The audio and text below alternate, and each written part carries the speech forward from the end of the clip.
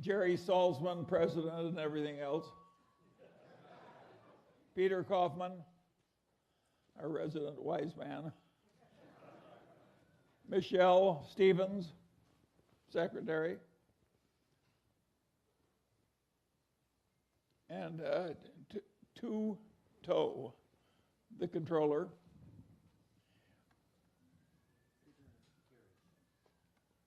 And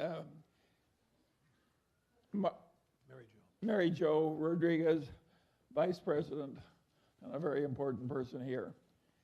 Ellen Ireland, inspector of elections, and Ernest Miranda and Martin Casas of Squire Milner LP, our independent registered accountants. We'll now proceed to the Journal, Daily Journal Corporation formal business, and we'll go through rapidly, and then I'll speak briefly and take questions. If anyone needs help, raise your hand, and somebody will help you give a written voting thing. Ellen, will you please report of the number of shares represented at the meeting?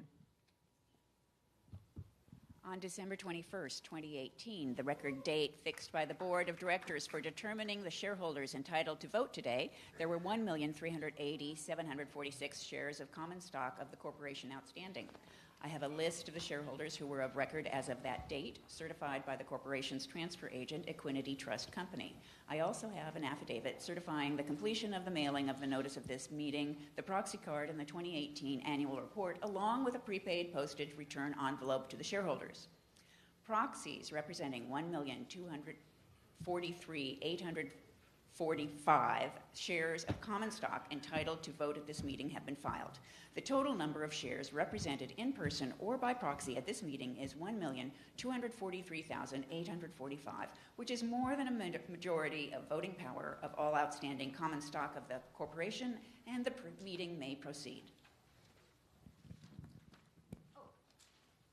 I will attach the affidavits to the minutes of this meeting and have a copy of the minutes of the last annual meeting.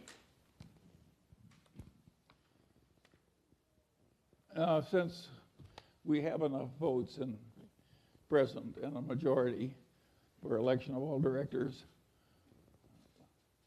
we announce that the directors have all been reelected, and we have Mary Conlon also.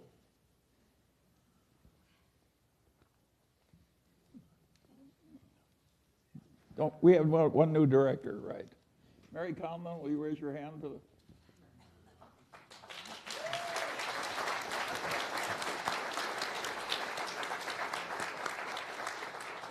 Mary was an important executive at Pixar before they sold out to Disney.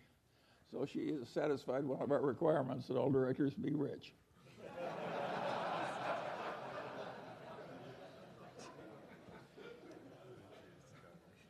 We also like them young and good-looking, but we failed everywhere else.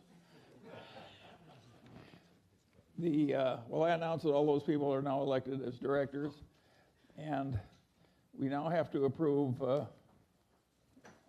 this amendment to the bylaws, which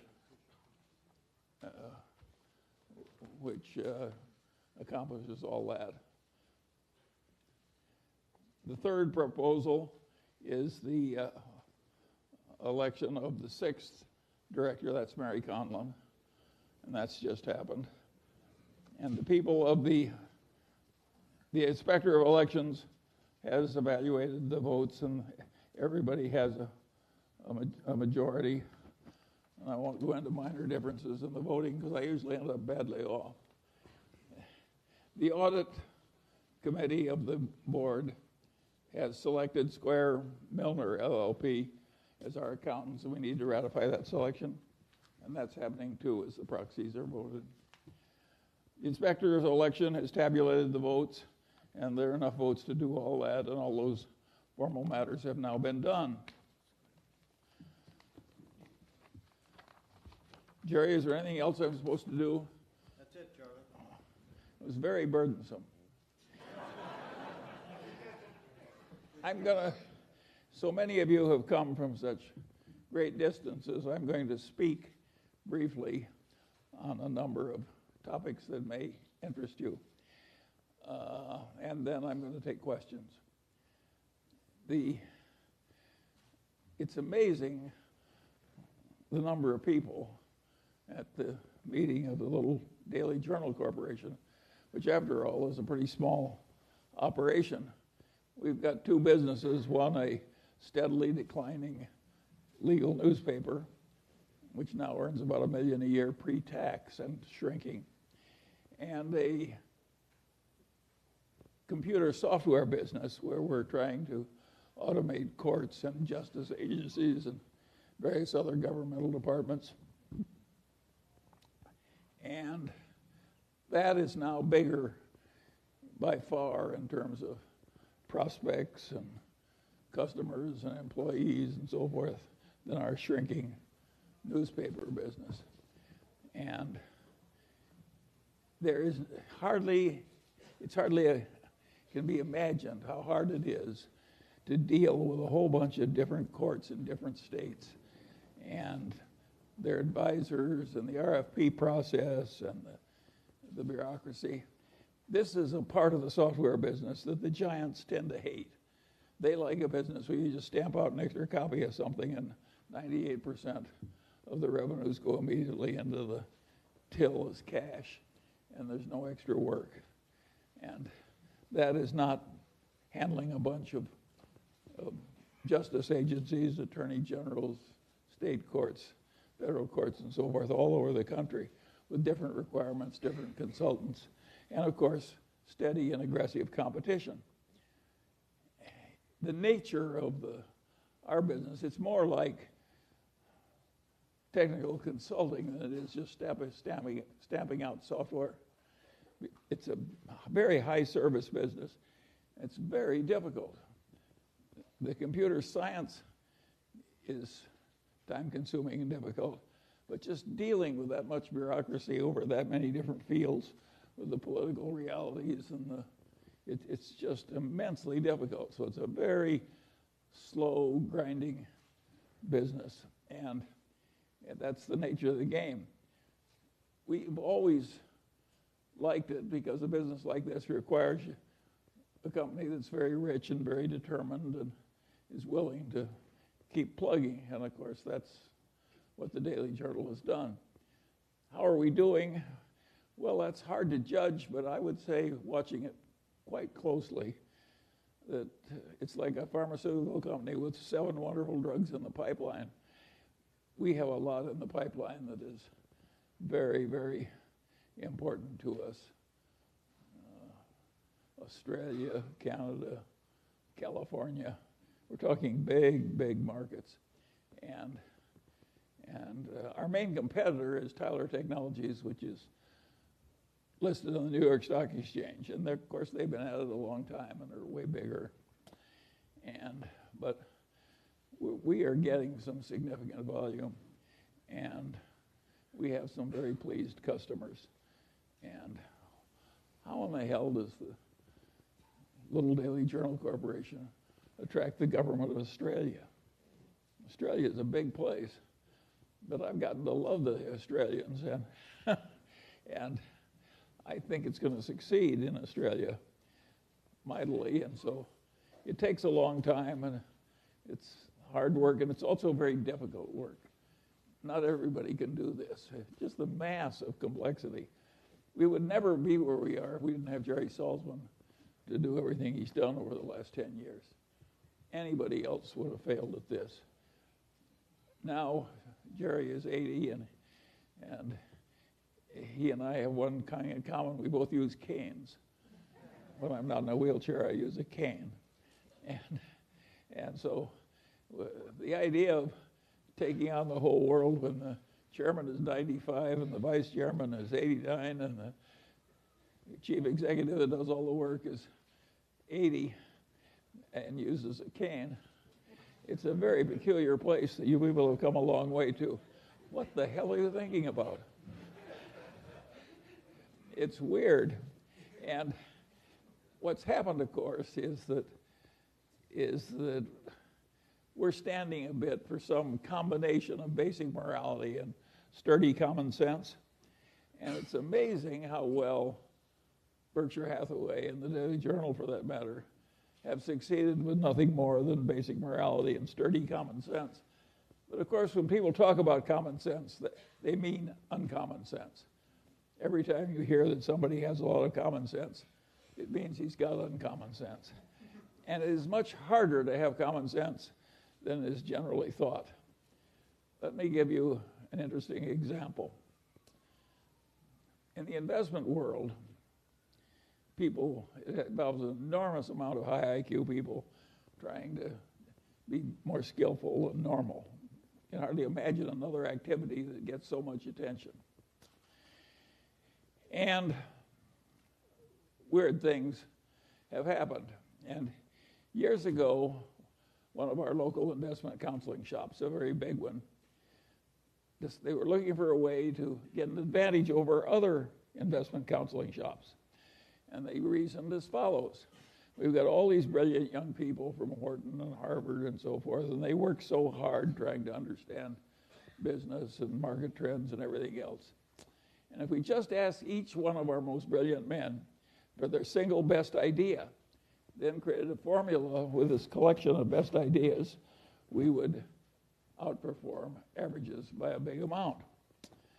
And that seemed plausible to them because they were ill-educated. That's what happens when you go to Harvard and Wharton. And so they tried it out, and of course it failed utterly. So they tried it again, and it failed utterly, and they tried it a third time, and it also failed. And of course what they were looking for is the equivalent of the alchemists of centuries ago who wanted to turn lead into gold. They thought if you could just buy a lot of lead and wave your magic wand over it and turn it into gold, that would be a good way to make money. Well, this counseling shop was looking for the equivalent of turning lead into gold, and of course it didn't work. I could have told them, but they didn't ask me. Now, the interesting thing about this situation is that this is a very intelligent group of people that's come from all over the world. You've even got a lot of bright people from China, where people tend to average out a little smarter. And the issue is very simple. It's a simple question. Why did that plausible idea fail? Just think about it for a minute. You've all been to fancy educational institutions. I'll bet you there's hardly one in the audience who knows why that thing failed. That's a pretty ridiculous demonstration I'm making. How can you not know that? It's one of the main activity of America. It's an obvious and important failure. Surely we can explain it. You have to have stayed awake in your freshman college courses to answer that question. But if you ask that question at a Department of Finance, at a leading place, the professors wouldn't answer it right. Now, I'm going to leave you that question because I want you perplexed. And now we'll go on to another issue. But that's one you should be able to answer. It shows how hard it is to be rational on something very simple. How hard it is, how many kind of crazy ideas people have and they don't work. You don't even know why they don't work, even though it's perfectly obvious if you've been properly educated. And by the way, my definition of being properly educated is being right when the professor is wrong. Anybody can spit back what the professor tells you. The trick is to know when he's right and when he's wrong. That's the properly educated person. And of course, they're frequently wrong, particularly in the soft sciences. In fact, if you look at a modern elite institution, it's fair to say that a lot of the faculty are a little crazy. It's so left-wing now in the humanities. And it's very peculiar. And that's another thing. Why should 90% of the college professors in the humanities be very left-wing? I leave that question for you, too. But it happens. And Another issue, of course, that's happened in the world of stock picking, where all this money and effort goes into trying to be rational, is that we've had a really horrible thing happen to the investment counseling class. And that is, these index funds have come along and they basically beat everybody. And not only that, the amount by which they beat everybody is roughly the amount of cost of running the operation and making the changes in investments. So you have a whole profession that is basically being paid for accomplishing practically nothing. This is very peculiar. This is not the case with bowel surgery or even the criminal defense bar in the law or something. They have a whole profession where the chosen activity they've selected, they can't do anything. Now, in the old days, the people in the profession always had some of this problem. And they rationalized as follows. We are saving our clients from the insurance salesman and the stockbroker, the standard stockbroker that serves the active trader. And they were saving people from the life insurance salesman and the hustling stockbroker who liked active trading. And I suppose in the sense that the investing class is still saving those people from an even worse fate. But it is very peculiar when a whole profession that works so hard and is so admirable, and the members of which we are delighted when they marry into our families, and they just can't do what the profession is really trying to do, which is get better than average results. How is that profession handling this terrible situation?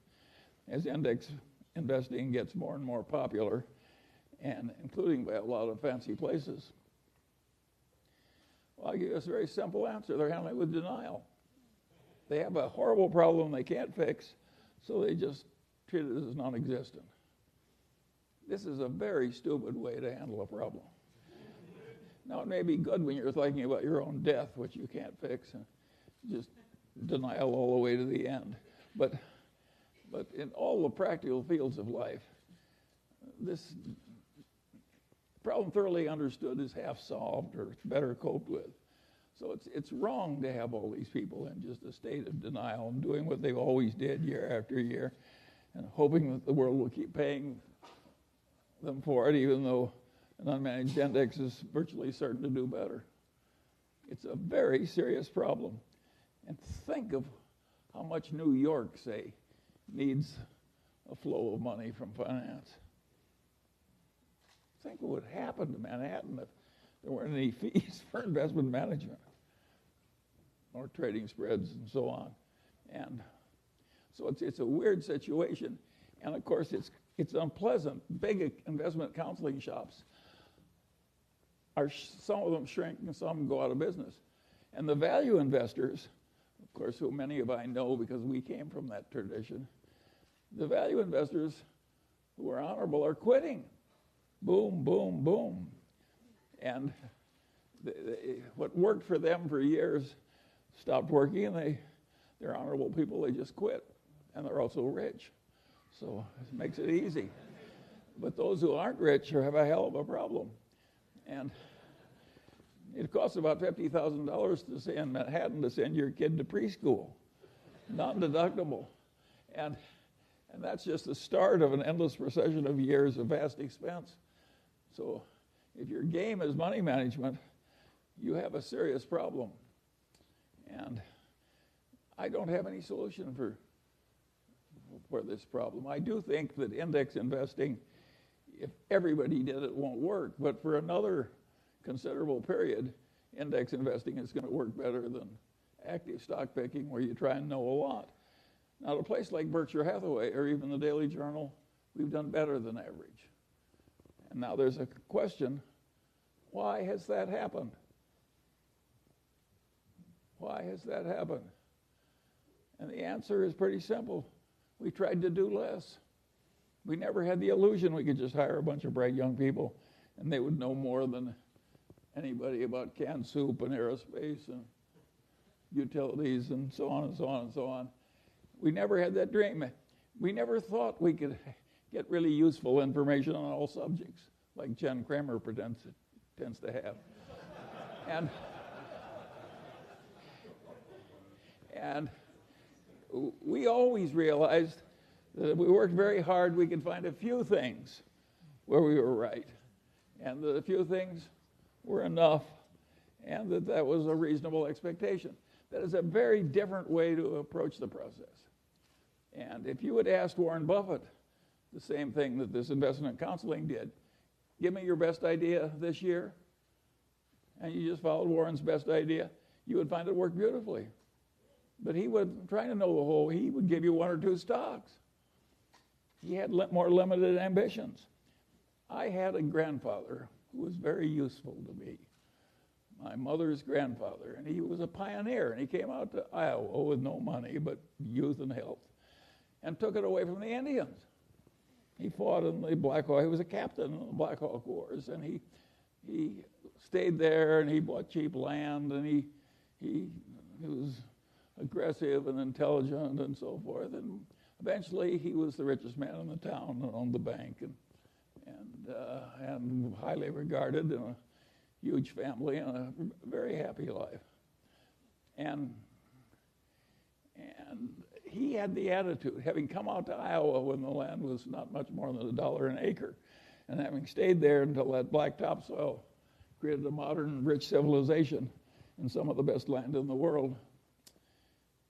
His attitude was that in a favored life like his, when you were located in the right place, you just got a few opportunities if you lived to be about 90. And the trick in coming out well was seizing a few opportunities that were your fair share that came along when they did. And he told that story over and over again to the grandchildren who hung around him all summer. And my mother, who had no interest in money, remembered the story and told it to me. But I'm not my mother's natural imitator. And I knew Grandpa Hingham was right.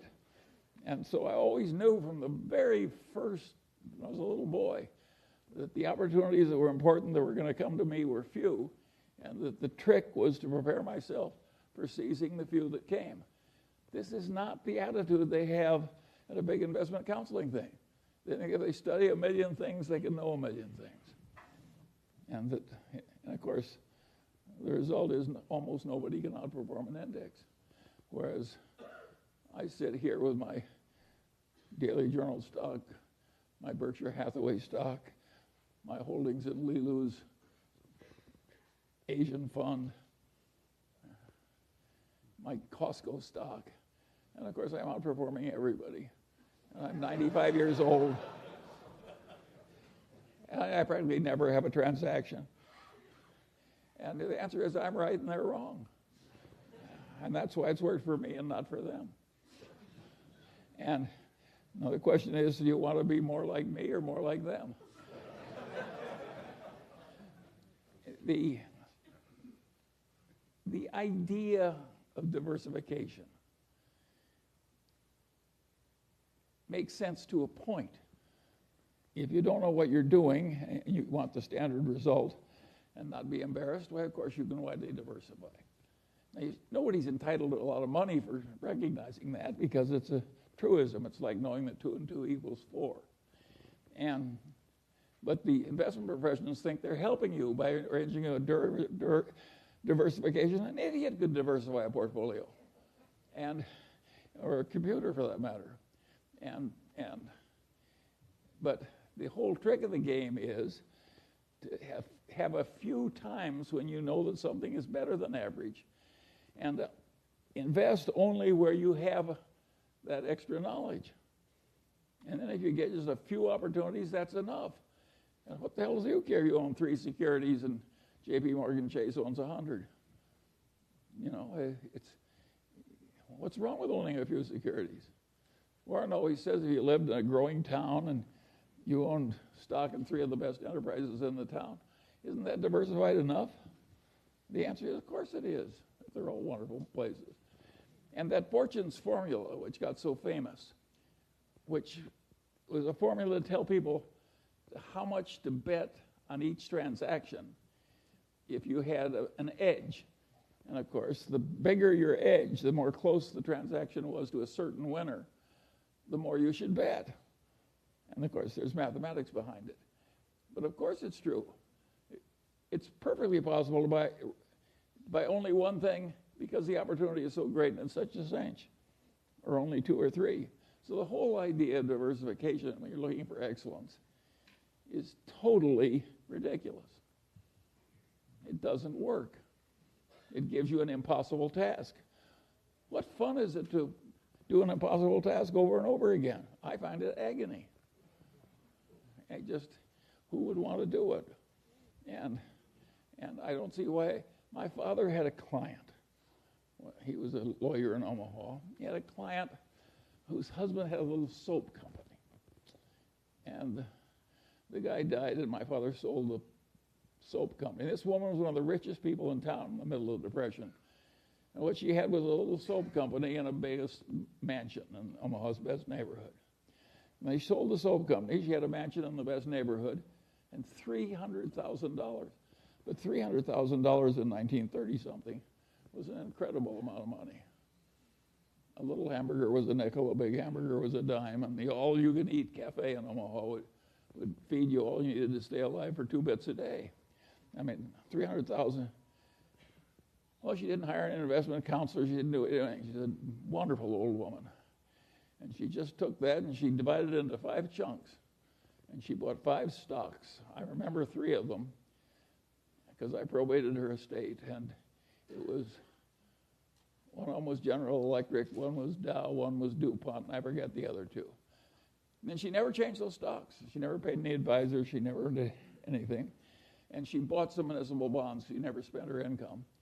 And she bought some municipal bonds from time to time with the incomes. By the time she died in the 50s, she had $1.5 million. No costs, no expenses. And I said, how did you decide to do that? And she said, well, she said, I thought electricity and chemistry were the coming things. You just chunked it all in and sat on her ass. I always liked that old woman. My kind of a girl. But it's rare. You know, but if you stop to think about it, think of all the expense and palaver that she didn't have to listen to, and all the trouble she avoided, and 0 costs. And of course, what people don't realize, because they're so mathematically illiterate, is if you make 5% and pay 2 of it to your advisors, you're not losing 40% of your future. You're losing 90%. Because over a long period of time, that little difference causes a 90% disadvantage to you. So it's hugely important for somebody who's a long-term holder not to be paying a big annual toll out of the performance. And of course, there are a few big-time advisors now who are using indexation very heavily. And of course, they're prospering mightily. And of course, every time they get somebody, it's just agony for the rest of the investment counseling business. And this is a very serious problem. And I think these people who are used to winning as old-time value investors who are now just quitting the profession, that's a very understandable thing to do. I regard it as more noble than staying in, with, playing along with the denial. It's an interesting problem. You can see I'm not trying to make your morning. I'm just trying to describe things the way they are. But this business, why does Li Lu succeed so mightily?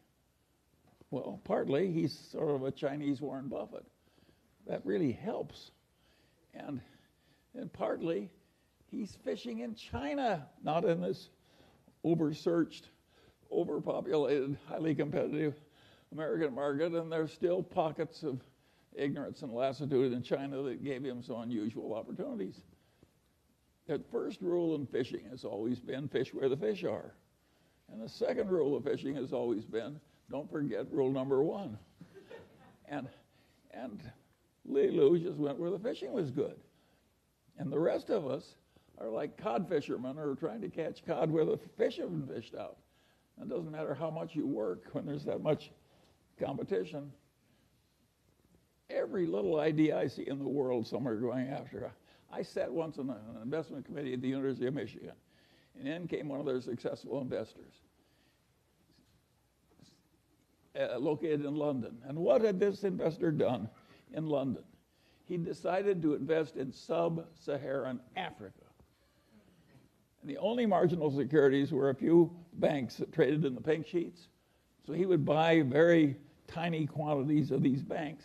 And every time some poor person got tired of having the money in the mattress and put it in a bank, he did a little better. And of course, he made a lot of money. Nobody else was investing in little tiny banks in Africa. But the niche was soon filled. What the hell do you do for encore after you put your clients' money in a bunch of little tiny banks in sub-Saharan Africa? The niche gets filled quickly. And how many wonderful niches are there going to be when some guy in London is buying all these tiny little bank stocks in Africa? It's hard. And then, if you take the modern world, where people are trying to teach you how to come in and trade actively in stocks, well, I regard that as roughly equivalent to trying to induce a bunch of young people to start off on heroin. It is really stupid. And when you're already rich, to make your money by encouraging people to get rich by trading. And then there are people on the TV, another wonderful place. And they say, I have this book that will teach you how to make 300% a year. And all you have to do is pay for shipping, and I will mail it to you. How likely is it that a person who had suddenly found a way to make 300% a year would be trying to sell books on the internet to you? And it's ridiculous. And yet, I've described modern commerce. And the people that do this all day think they're useful citizens. The advertising agents that invent the lingo. And so in insurance, they say, the two people who shifted from Geico to the Glotz Insurance Company saved $400 each. What they don't tell you is there are only two such people in the whole United States, and they were both nuts. But they mislead you on purpose. And I get tired of it. And I don't think it's right that we deliberately mislead people as much as we do. Let me tell you another story that I think is an interesting one about the modern life. But this goes back to a different time. And this man has this wonderful horse. And it's just a marvelous horse. It's got an easy gait and good looking and everything. It just works wonderfully. But also occasionally just gets so he's dangerous and vicious and causes enormous damage and trouble and breaks arms and legs for his rider and so on. And he goes to the vet and says, what can I do about this horse? And the vet says, that's a very easy problem and I'm glad to help you. He says, what should I do? And the man says, the next time your horse is behaving well, sell it.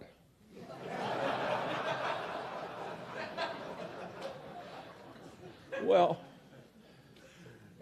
think of how immoral that is. And haven't I just described what private equity has to do? When private equity has to sell something that's really troublesome, they hire an investment banker. And what does the investment banker do? He makes a projection. You can't, I have never seen such expertise in my whole life as is created in making projections in investment banking. There is no business so lousy it can't get a wonderful projection. But is that a great way to make a living, to have phony projections and use it to make money out of people you look right into the eyes of? I would say no.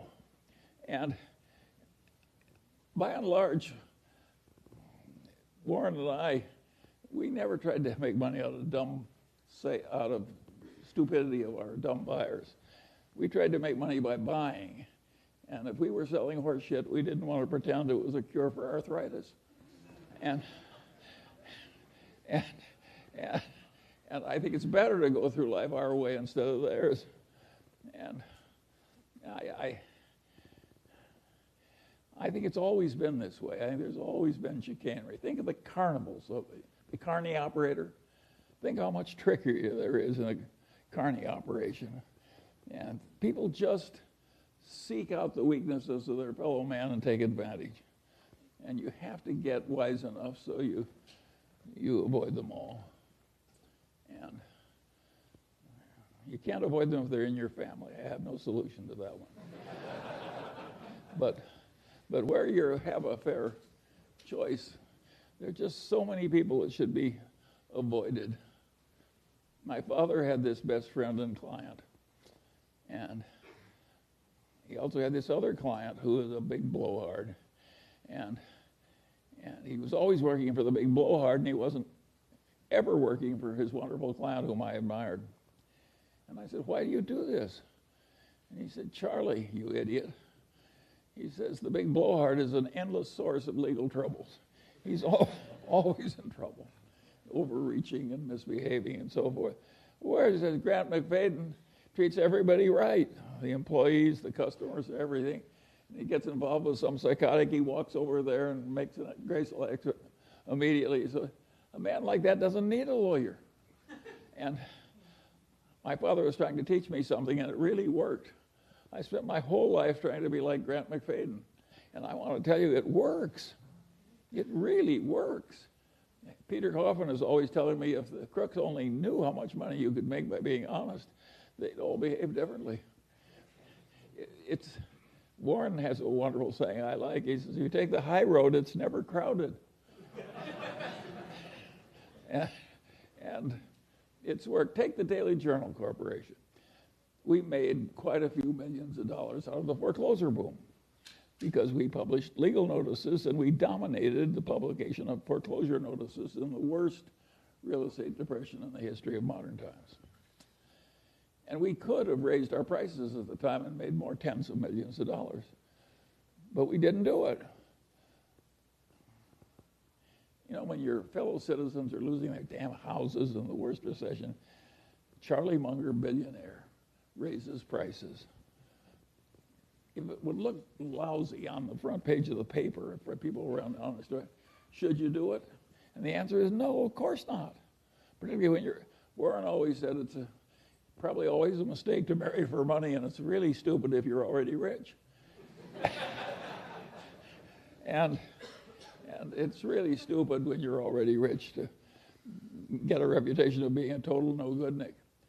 Rick Guerin always loved the story about the guy who had been a total miscreant all his life, and he died, and the minister said, "Now is the time in the funeral ceremony when somebody says something nice about the deceased." And nobody came forward, and nobody came forward, and nobody came forward. Finally, one guy stood up, and he said, "Well," he said, "his brother was worse."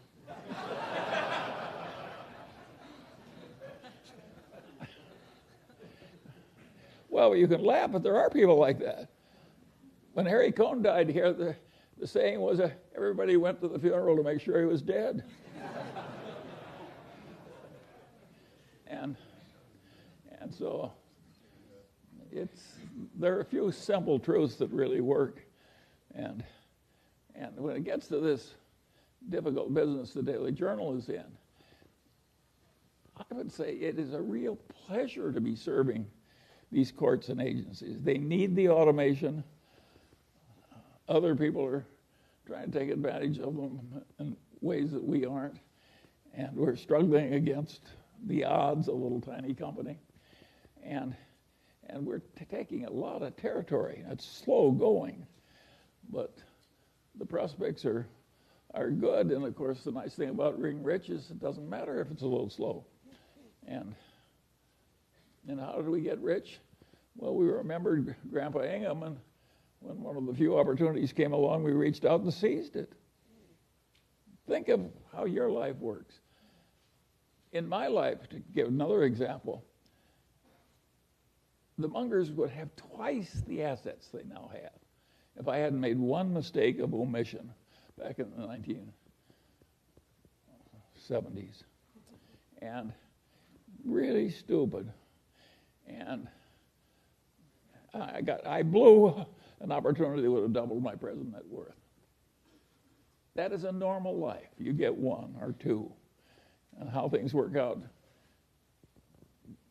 it's the basis. We all know people that are out married, their spouses are so much better. Think what a good decision that was for them. And what a lucky decision, way more important than money. And a lot of them did it when they were young, they stumbled into it.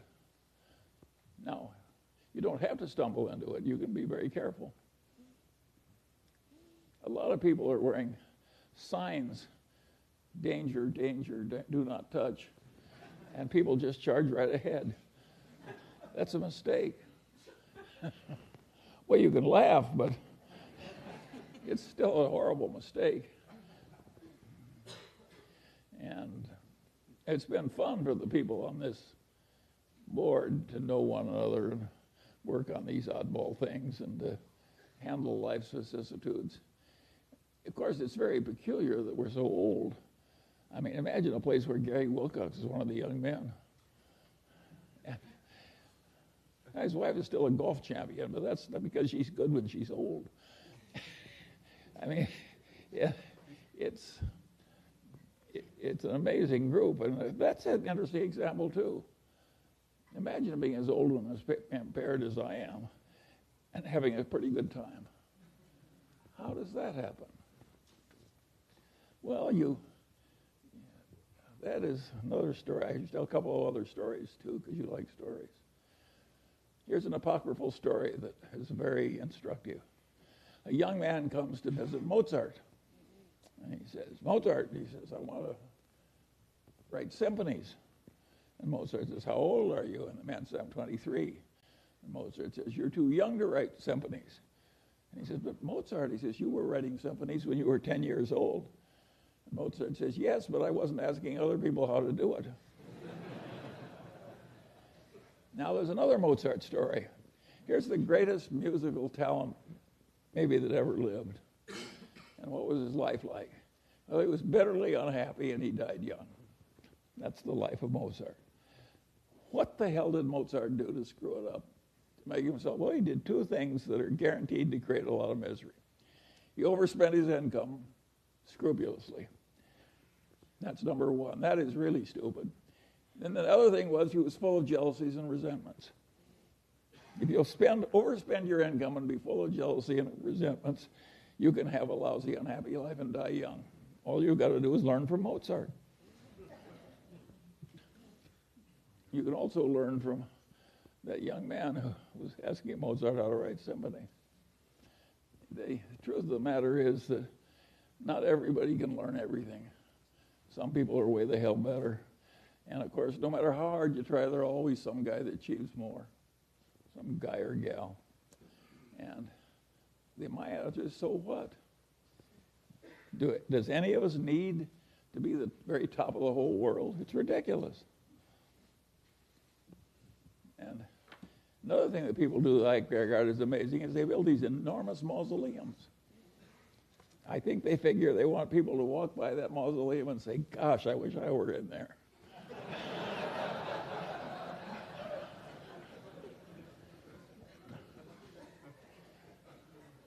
Anyway,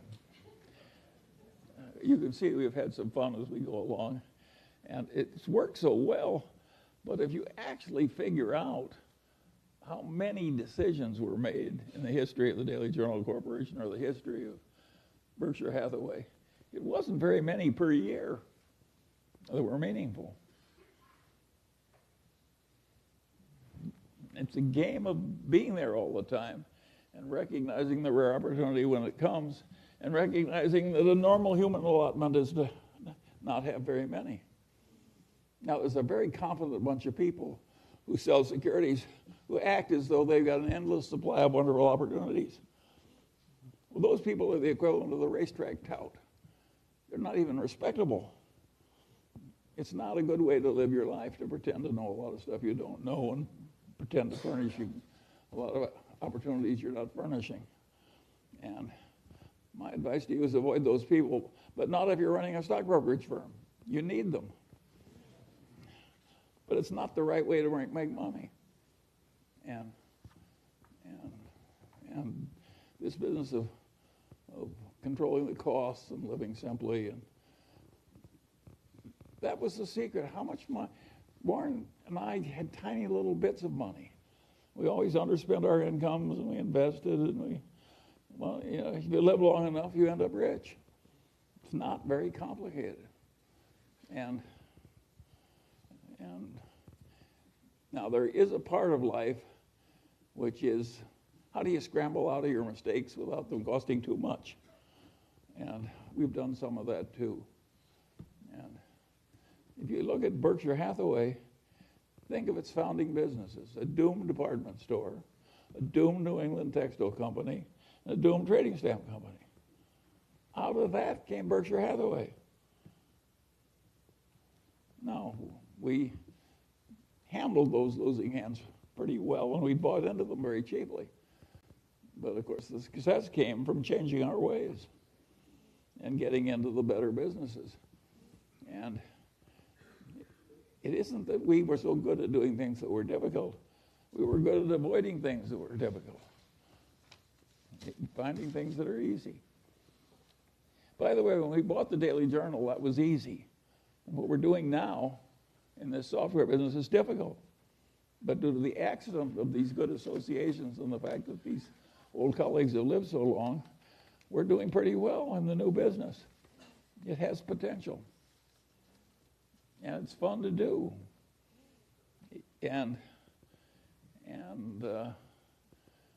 how many declining newspapers have hundreds of millions of marketable securities lying around and a new business with some promise? We're like the last of the Mohicans. It's for Jerry. Oh, he's giving it to somebody important. Well, I'll take some questions now.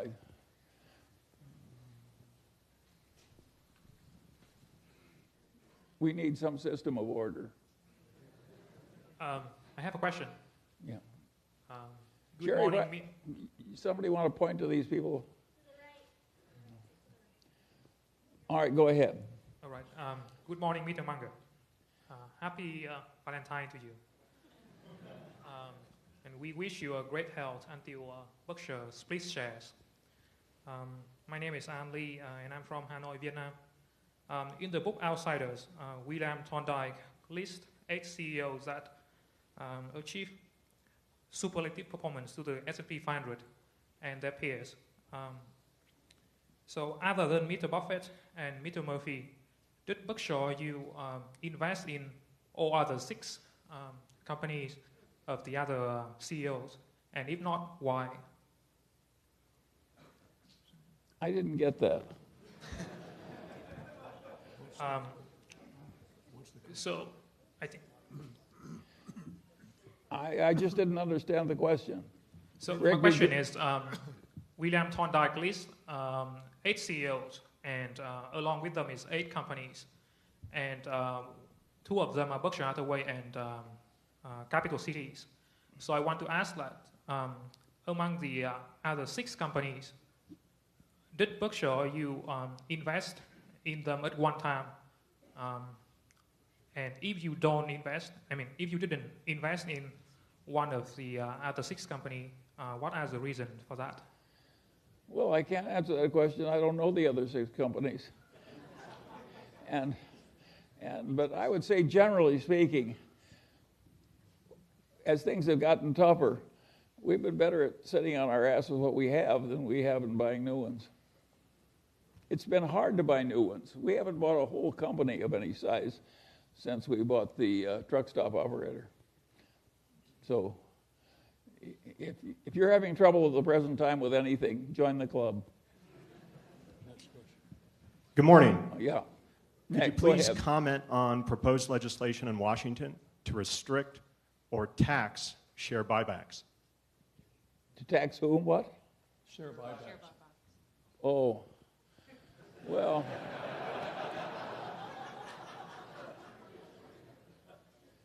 Rick tells a story about an old Irishman that used to steal from the church and drunk all the time. And when he was dying, the priest asked him to renounce the devil. And he said, I can't do that because in my condition I shouldn't offend anybody. And I don't think I should. If you get me started on politicians, I may be impolitic. So let's go to another subject.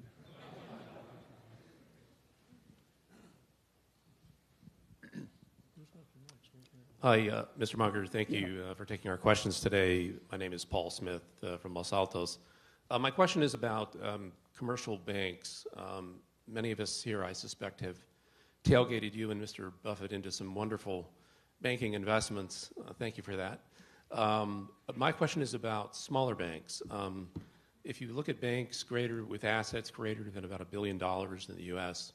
and go up and sort of stop at the super regional level, there's about 250 of those banks. And my question is that a hunting ground that you would think, applying the principles of value investing, that is likely to maybe yield one or two, great businesses at a Well, thank you for answering that question. The answer is yes. Oh, I had a second question, or a second part to that. Can I? Go ahead. Yeah. The next question, whatever it is. Right over here, Charlie. So you and Warren have advocated for decades that CEOs should tell shareholders everything they need to know to value a business. From visiting and calling courthouses around the country, I've personally seen the success that you've had being awarded contracts against larger competitors for JTI. However, your opaqueness regarding contracts that have been awarded but not completed leaves a wide range that an estimated value could fall for. So if a shareholder is unwilling to cold call 50 courts around the country to find these contracts that haven't been accepted yet, could you please provide a little bit of detail for us shareholders as far as the willingness for courts to accept these? Have you had any contracts that haven't been accepted after you put in the work? We've got contracts or possible contracts in every stage you can imagine. And it's very complicated. And I don't purport to understand each one because I've trusted Jerry and the people who are doing it. But generally speaking, I can see that the trend is favorable. But more than that, I can only say you would be horrified if you watched it up close, how difficult it is. It's difficult. But in spite of its difficulties, we're doing pretty well. But we haven't got any magic wand. If you read all the reports, if I read all the reports in great detail and spent all my effort trying to understand it, I wouldn't understand it very well. So I think your chances are very poor. Thank you. Yeah. Sorry.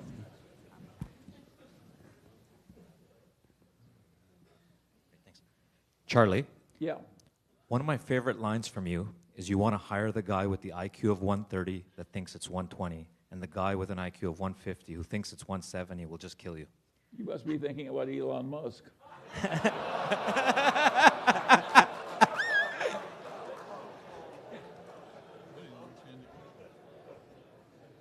How do you assess someone when making a hiring decision? The question is what? Of course I want the guy who understands his limitations instead of the guy who doesn't. On the other hand, I've learned something terribly important in life. I learned that from Howard Amundsen. You know what he used to say? Never underestimate the man who overestimates himself. These weird guys who overestimate themselves occasionally knock it right out of the park. And that is a very unhappy part of modern life. But I've learned to adjust to it. I have no alternative. It happens all the time. But I don't want my personal life to be a bunch of guys who are living in a state of delusion, who happen occasionally to win big. I want the prudent person. Hi, Charlie. I'm Philip from the Philippines. Early part of your talk, you mentioned about Li Lu. What did you see in him versus other investors in China? Because in his biography, it looks like he's more of an outsider. And how similar or different he is versus Ted Combs or Ted Weisler. And can you comment, because last year you gave an interview with him in China. Is there any reason why you gave that interview last year? Well, I did it because he asked me. And I sometimes do that. I'm foolish that way. And I said what I believed when they asked me the questions. The answer is Li Lu is not a normal. He's the Chinese Warren Buffett. He's very talented. And of course I've enjoyed backing him. But it's interesting that way. I'm 95 years old. I've given Munger money to some outsider to run once in 95 years. And it's Li Lu, of course, who's hit it out of the park. It's very remarkable, but it's also pretty picky. And of course, once I've got Li Lu, if I'm comparing to him, who else am I going to pick? And by the way, that's a good way to make decisions, and that's what we do. If we've got one thing we can do more of, we're not interested in anything that's not better than that. That simplifies life a great deal, because there aren't that many people better than Li Lu. So I just sit. It's amazing how intelligent it is to spend some time just sitting. A lot of people are way too active.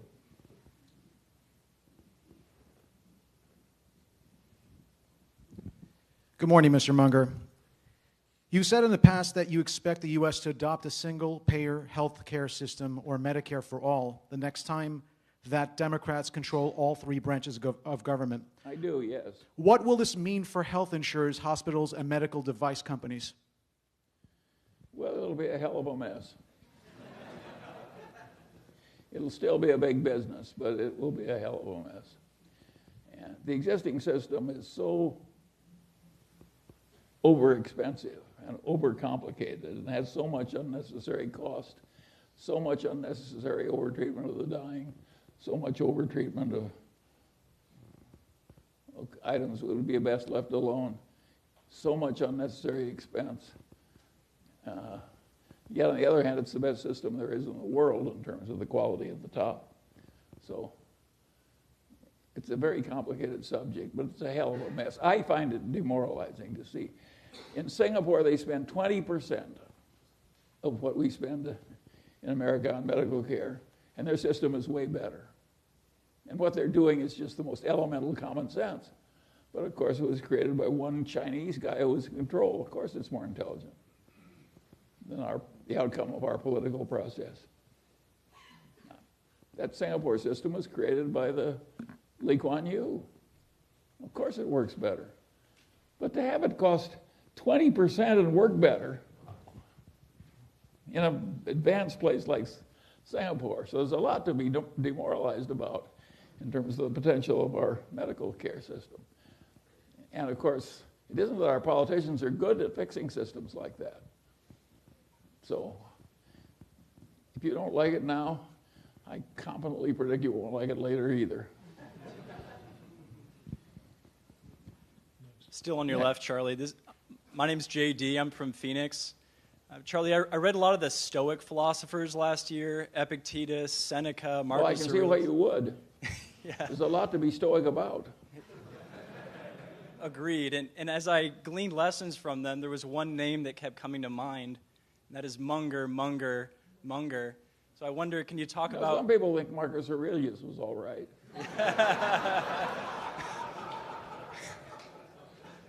Can you talk to me about the influence that the Stoics had on you and some of your lot. favorite advice from them? A lot have had a lot on me, including Epictetus, who started as a slave. No, I like those old Stoics. And part of the secret of a long life that's worked as well as mine is not to expect too much of human nature.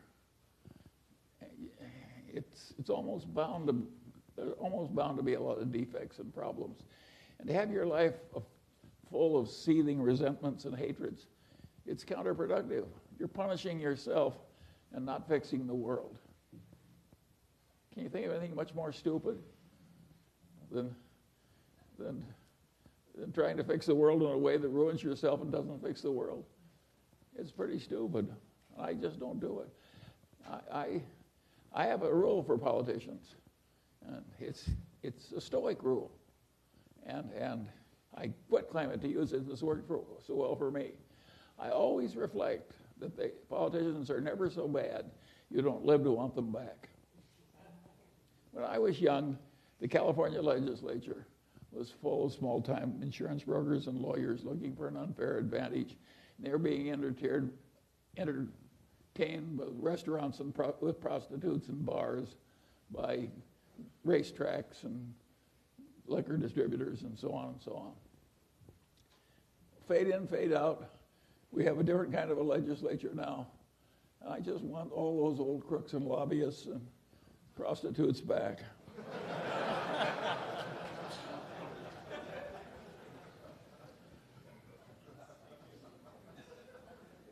Oh, you laugh, but you young people, you're going to live to wish we could have that Nancy Pelosi and Donald Trump were immortal.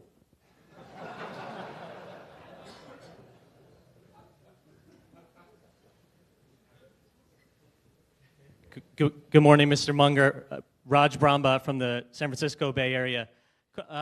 We all know you're an avid reader. Could you share a reading recommendation for us, potentially a new one, that maybe fundamentally change your viewpoint on something? Well, there are very few 95-year-olds that are changing their viewpoint on things. But I do find that there are amusing anecdotes and so forth that I occasionally read and like. But I like the old anecdotes pretty well, too. Like that one about the vet and the horse. It's so obvious, some of these pithy stories. The storytelling really works to get messages around. One of the interesting things is look at our modern politicians and then think about Abraham Lincoln. Who in our modern politician reminds you of Abraham Lincoln? In either party.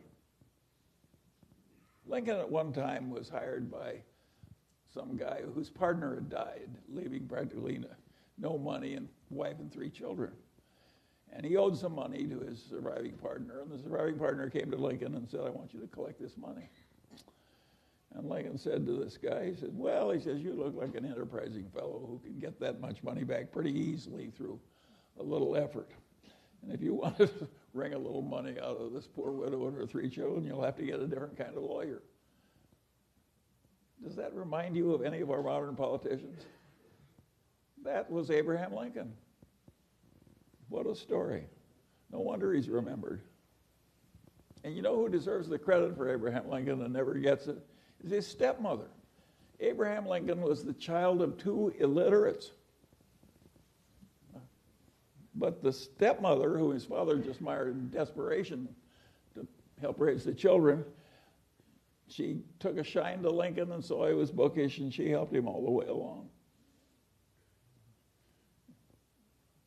I am going to donate a picture of that stepmother eventually to a particular place because I admire what that stepmother accomplished in life.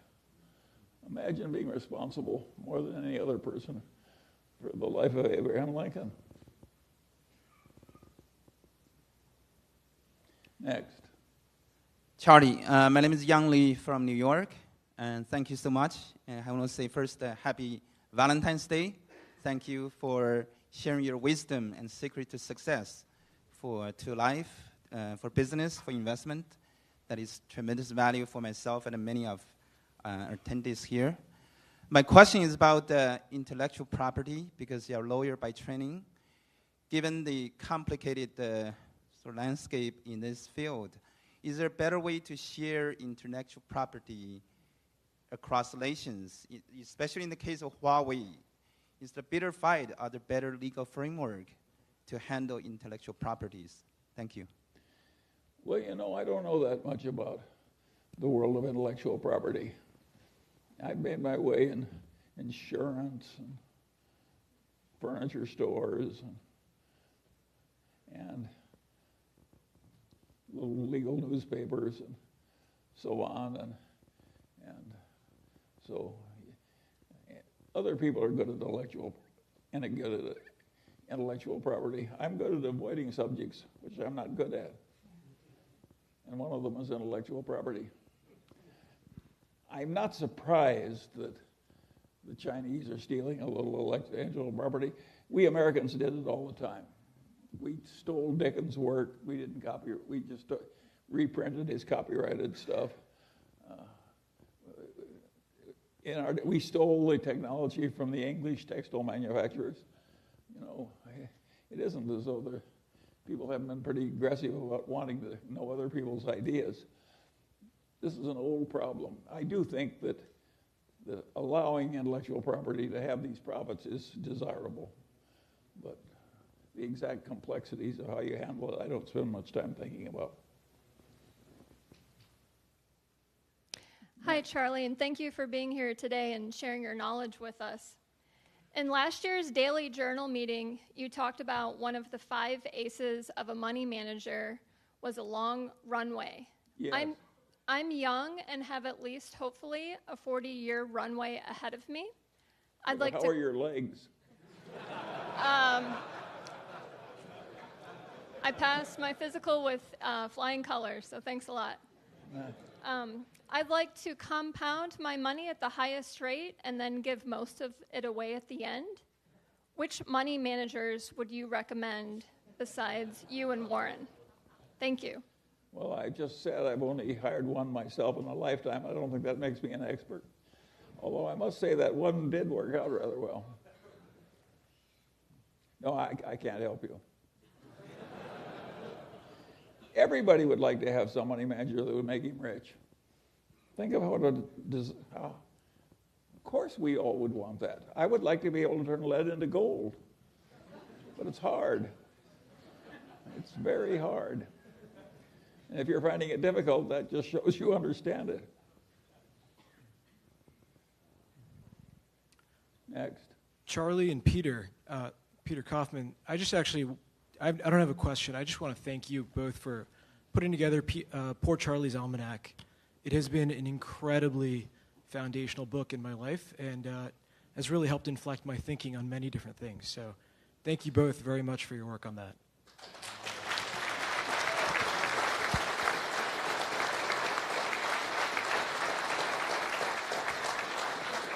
Well, it was Peter Kaufman's idea. He did the whole damn thing.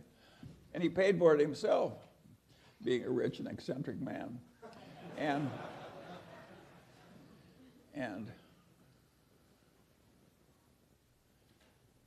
I just wish there was one change in Peter Kaufman. Peter Kaufman has made me adored in India and China.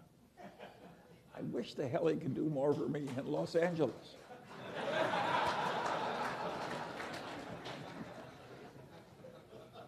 The Chinese version of Poor Charlie's Almanac has been pirated enormously in China, totally pirated. But the legal sales are, 340,000 or something. Peter's made me very popular in China, but he does nothing for me in Los Angeles.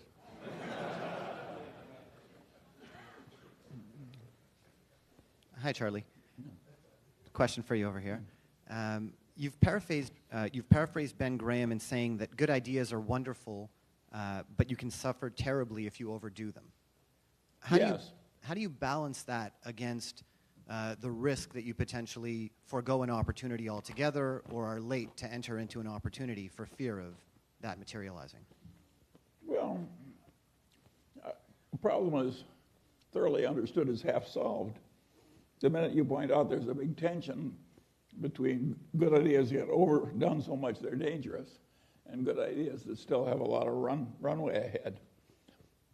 Once you have that construct in your head and start classifying opportunities into one category or the other, you've got the problem half solved. You don't need me. You've already figured it out. You've got to be aware of both potentialities and the tensions. Hi, Charlie. Yeah. My name is Jason, here from Toronto, Canada. And in your letter on Berkshire's past and future, you wrote about the principles that have made Berkshire successful over the years. My question is, why is it that Berkshire's organizational principles as a holding company have not been copied more by others, given its incredible success and track record? Thank you. Well, it's a good question. I think the main reason is it looks impossible. If you were in Procter & Gamble with its culture and its bureaucracy, and you sat down, how can I make Procter & Gamble more like Berkshire Hathaway? It would go immediately to the too hard pile. It's just too hard. There's too much momentum. But you raise, by your question, a very interesting thing that deserves more attention than it gets. One of the reasons that Berkshire has been so successful is there's practically nobody at headquarters. We have almost no corporate bureaucracy. We have a few internal auditors who go out from there and check this or that. But basically, we have no bureaucracy. Having no bureaucracy is a huge advantage if the people who are running it are sensible people. Think of how poorly all of us have behaved in big bureaucracy, even though we have a lot of talent, because we couldn't change anything.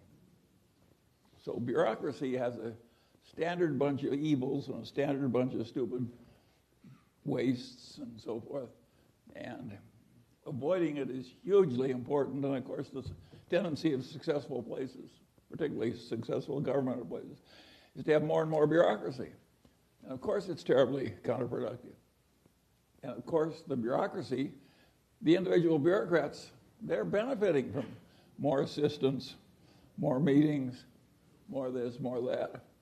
So what looks like poison to us from the outside, because the decisions are so terrible, looks wonderful for them. It's opportunity. And I've just described the great tragedy of modern life. Modern life creates successful bureaucracy, and successful bureaucracy breeds failure and stupidity. How could it be otherwise? That's the big tension of modern life. And some of these places that go into a stupid bureaucracy and fire a third of the people and then the place works better, they're doing the Lord's work, but you wouldn't think so if you were working there. But there's a lot of horror and waste in bureaucracy, and it's inevitable. It's as natural as old age and death. With that cheerful thought, I can go on to the next one. Hi, Charlie. My name is Frank. At this moment right now, I'm researching what makes partnerships successful, such as you and Warren. And in particular, I'm researching personality psychology. I was wondering what your thoughts are on that, if you have any. Thank you. Well, yes, I'll tell you what makes a partnership successful. Two talented people working well together. Of course, that works better.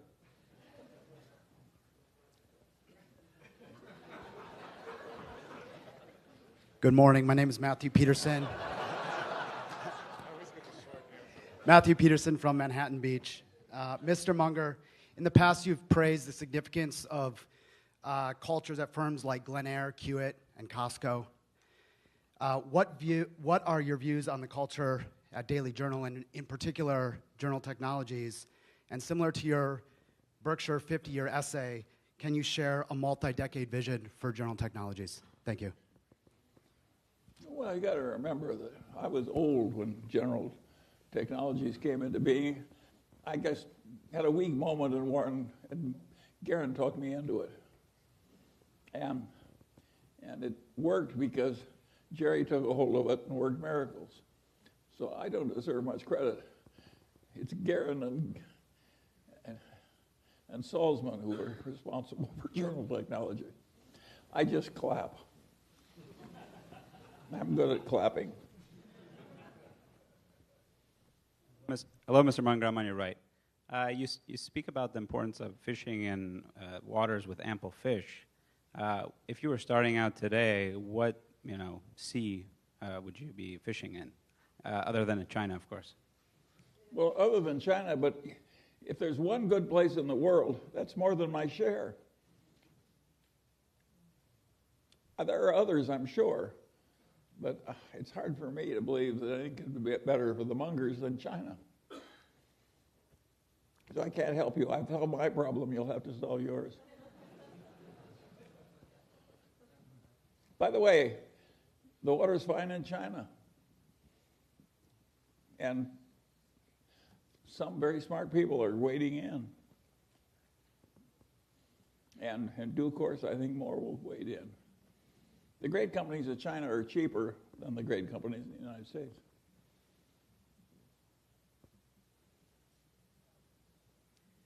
Hi, Mr. Munger.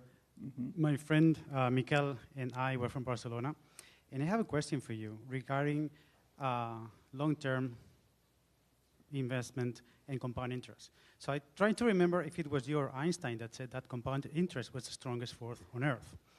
And in the last few years, with the very low interest rates out there, it's been difficult to find opportunities for having a long-term compound interest-based strategy. So beyond investing in Berkshire, value investing, or index funding, where would you invite us to find opportunities for long-term investment where compound interest is really that force? Well, my advice for a seeker of compound interest that works ideally is to reduce your expectations, because I think it's going to be tougher for a while. And it helps to have realistic expectations, makes you less crazy. But I think that, you know, they say that common stocks from the aftermath of the Great Depression, which was the worst in the English-speaking world in hundreds of years, to the present time, maybe an index has produced 10%, but that's pre-inflation. After inflation, it may be 7% or something. And the difference between 7 and 10 in terms of its consequences are just hugely dramatic over that long period of time. And if that 7 in real terms that may have been achieved starting in a perfect period through the greatest boom in history, starting now, it could well be 3% or 2% in real terms. I mean, it's not unthinkable you'd have 5% returns and 3% inflation or some ghastly consequences like that. And so the ideal way to cope with that is to say if that happens, I can have a happy life. Because why shouldn't you be happy in spite of the fact that the civilization wasn't quite as easy as it was for my generation? And now beyond that, when it gets more difficult, how should you do it? Well, the answer is because it's going to be very difficult, you should work at it. And if all that gets you is 6% for a lifetime of work instead of 5%, you should be cheerful about it. If you want to hit it out of the park easily, you should talk to Jim Cramer.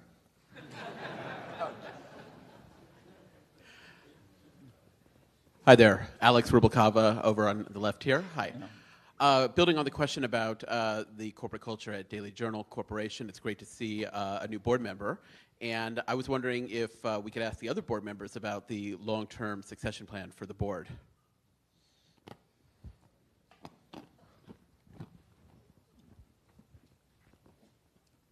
I don't think we want to go to another speaker.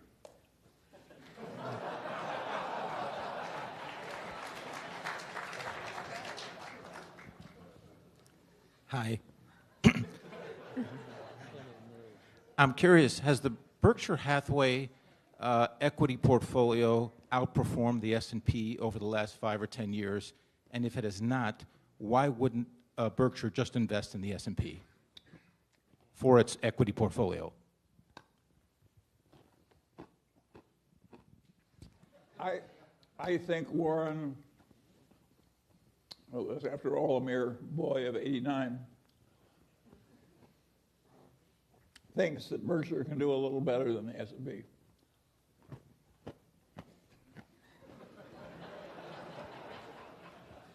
From this point. I don't think many people can, but he may be right about himself and the team he has in place. It won't be by huge margins. That I confidently predict.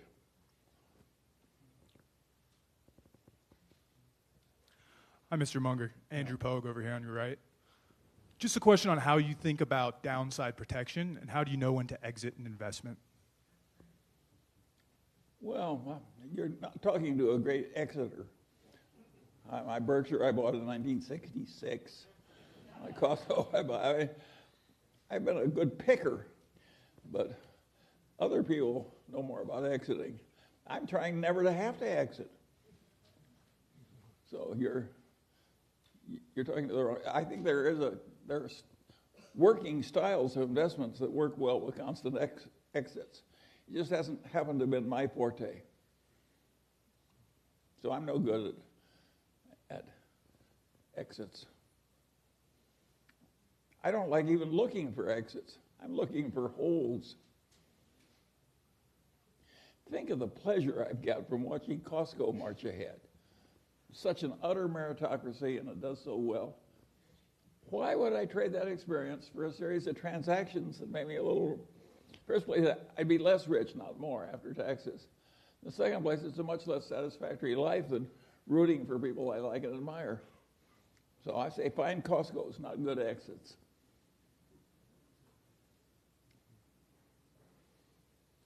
Good morning, Charlie. You mentioned in an interview with CNBC in May 2018, Berkshire is a little bit too restrained on buying more Apple stock. Do you still believe so? Do you have any new comments on Berkshire Apple? is what? Berkshire is too restrained on buying more Apple stock. Its own stock, you mean? Apple. Apple. Oh, Yes. Apple. Oh. Yeah. Do you still believe so? And do you have any more comments, new comments on Apple? No, I don't think the world would be improved by more comments from me on Apple.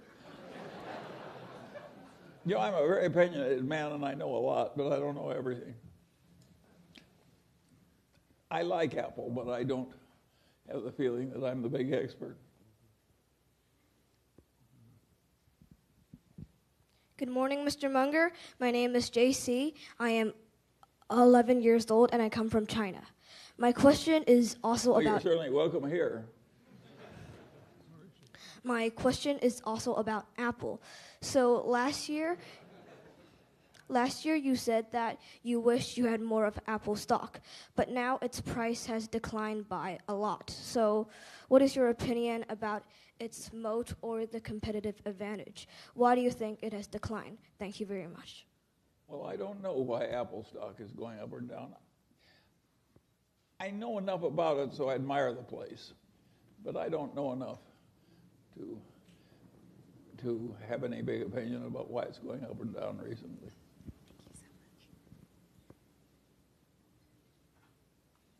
Part of our secret is that we don't attempt to know a lot of things. I have a pile on my desk that solves most of my problems. It's called the too hard pile. And I just keep shifting things to the too hard pile. And every once in a while, an easy decision comes along and I make it. That's my system. Everything was the too hard pile, except for a few easy decisions, which I make promptly. Hi, Charlie. Sam from Chicago on your left. When you're assessing the quality of a business, do you place more emphasis on quantitative metrics such as return on invested capital or qualitative ideas like brand strength or quality of management? Well, we pay attention to qualitative metrics and we also pay attention to other factors. Generally, we like to pay attention to whatever is important in the particular situation, and that varies from situation to situation. We're just trying to have that uncommon sense I'm talking about. And part of our uncommon sense is just to refer a lot of stuff to the too hard pile.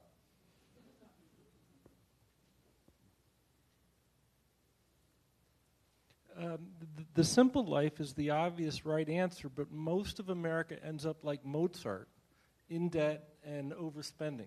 How do you maintain the discipline to live the simple life in the face of all these other temptations? I was born this way. Good morning, Mr. Munger. My name is,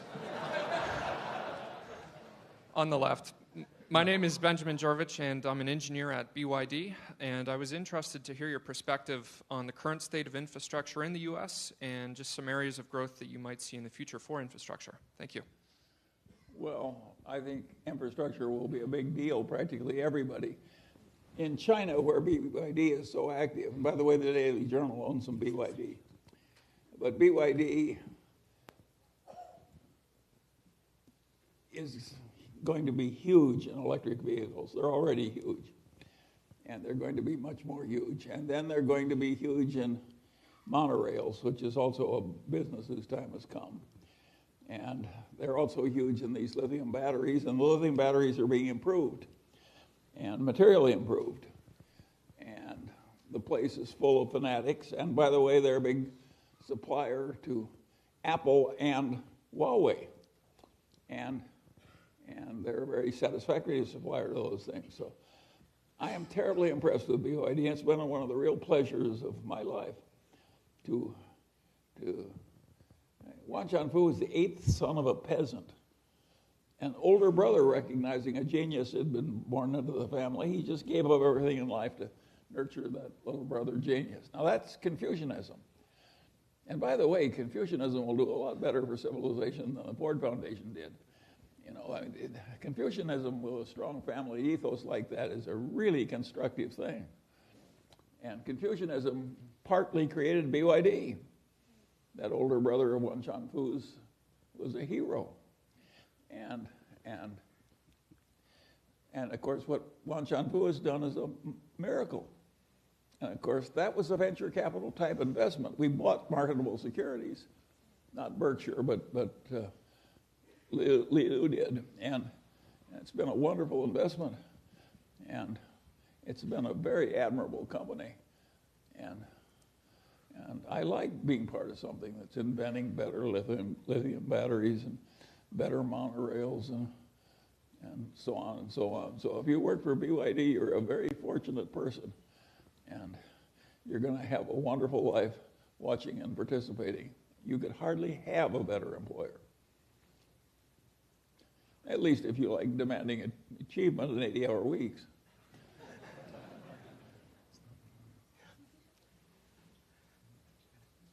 Hi, Mr. Munger. Thank you for taking all of our questions. You mentioned earlier that when you had an opportunity to raise prices, you didn't want to raise them during the Great Recession because it didn't seem right for Charlie Munger to be raising prices on people that were losing their houses. So I wanted to thank you for that as well. And I wanted to ask you about Nobody else ever has. I wanted to ask you about the causes of the Great Recession, specifically the credit ratings agencies. In your 24 standard causes of human misjudgment, I think they hit them pretty much all. The Pavlovian association, well, you're right denial. You're right about that. The financial behavior in our leading financial institutions was inexcusably awful. And when other people were making money in a disreputable, stupid fashion, everybody piled in because they didn't want somebody else to be making money, and they're not participating. The standards in lending, the standards in managing, it was disgusting intellectually, disgusting morally, and of course it caused a whirlwind that could have taken the whole civilization down into a Great Depression. And that's a pretty major sin. And none of those people has been punished. It's unusual. I agree so thoroughly with Elizabeth Warren, but it was wrong to have that big a mess and have nobody punished.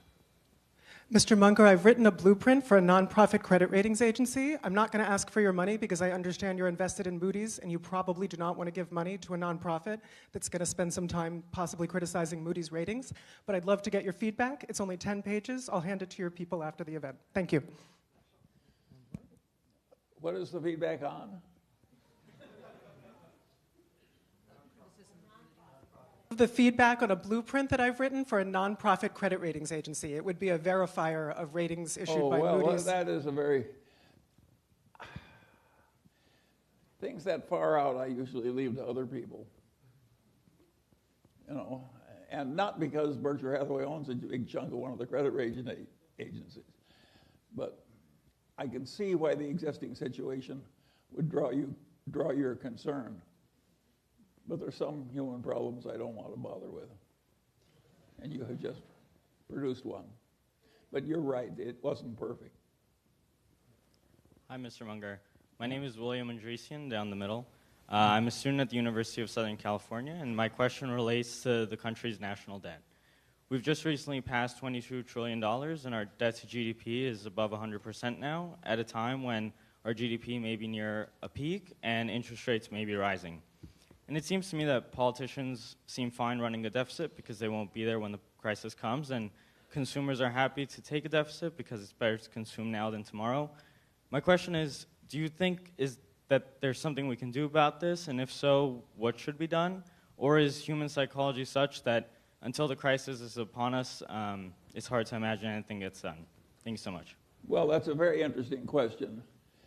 The whole science of economics had no idea 15 years ago that it would be possible to print money on the present scale and get so awash in internal debt as we have. And certainly in a place like Japan, which is way more extreme, nobody dreamed that was possible.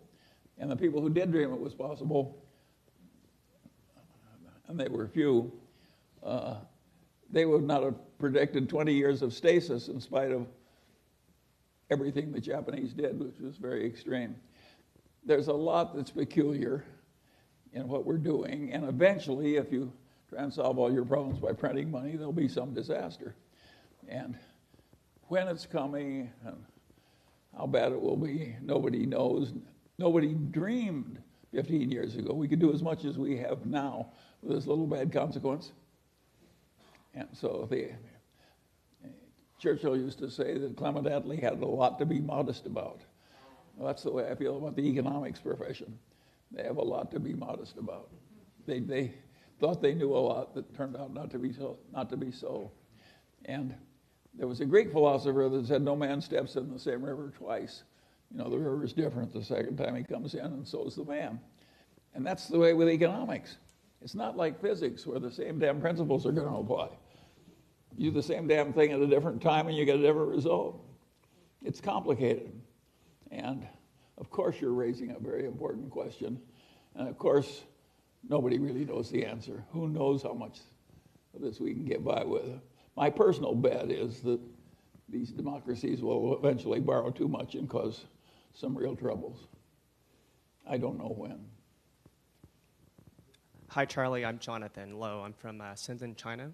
I do have a quick question.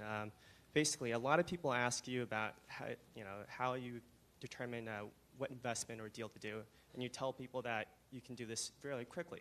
My question is, how do you tell, like, for example, when you look at your money manager or a management company that you're investing in, if they have the right character or the right integrity, how long does that take you to do that, and what are some traits that you look for? Thank you. Well, now that I find Lulu, I don't look for anybody else. So I'm the wrong person. What are my chances I'm going to get somebody better than Lulu? So it's very easy for me. What you need is a Lulu, and I don't know how to get you one. Hi, Charlie. My name's Julia LaRoche. Last year, we saw a record amount of share repurchases, and now we're hearing rhetoric out of Washington, D.C., specifically legislation to curb stock buybacks. What's your take on stock buybacks, and do you think politicians should be telling companies what to do? Thank you so much. Well, generally speaking, I'm restrained in my enthusiasm for politicians telling corporations what they should do. But I will say this. When it was a very good idea for companies to buy back their stock, they didn't do very much. And when the stocks got so high priced that it's frequently a bad idea, they're doing a lot. Welcome to adult life. This is the way it is. But it's questionable at the present levels whether a lot of it is smart. Was Eddie Lambert smart to buy back so much shares of Roebuck? No. And there's a lot of that kind of mistake that's been made. Hi, Charlie. My name is Neil Ganta. I'm a 20-year-old from Kansas, and similar to your Mozart anecdote, I wanted to ask you, What advice would you have for someone my age looking to live a long, successful life like yourself? Well, I haven't had that much success changing any of my children. And I don't think I can give helpful advice to a perfect stranger. It's hard to improve the next generation. And the standard result is going to be mediocre. And some people are going to succeed, they're going to be few. That's the way human significance is allotted. Human significance will always go to the few. There's no way of creating enough human significance to meet the demand. And I think personal discipline, personal morality, good colleagues, good ideas, all the simple stuff. I'd say if you want to carry one message from Charlie Munger, it's this: if it's trite, it's right. All those old virtues they all work. Hi, Charlie, in the center in the back. You point out a great deal of human folly, but at least from the perspective of the listener, don't seem to be that upset about it. Has that always been the case, and is that a correct perception? I didn't quite catch that. Oh, you point out a great deal of human folly, Yes. but seem to have a sense of humor rather than anger or upsetness about it. Is that a correct perception, and has that always been the case for you? It's a very correct perception. It's my system. I've copied it from the Jews. I saw it worked well from them, and it was my natural inclination anyway. And so, humor is my way of coping. Hi, Charlie. My question is, what is your proudest accomplishment in life and why? I don't have a single accomplishment in life that I'm all that proud of. I set out to try and have more uncommon sense than most. Pretty limited objective. And I'm pleased I did as well as I did in that game. And if I had to do all over again, I think it would be a lot harder. I think part of my success was being born in the right place and the right time. So I'm not particularly proud of success that came from being born in the right place at the right time. I'm pleased, but not proud. Thank you for your time. Mr. Salzman, I have a question for you. I was wondering if you could please comment on how Journal Technologies implements the invariant strategy principles, things like trust, getting employees to go all in, positive sum, and win-win relationships. Thank you very much. Gary, that's a simple question. How do you solve the problems of God?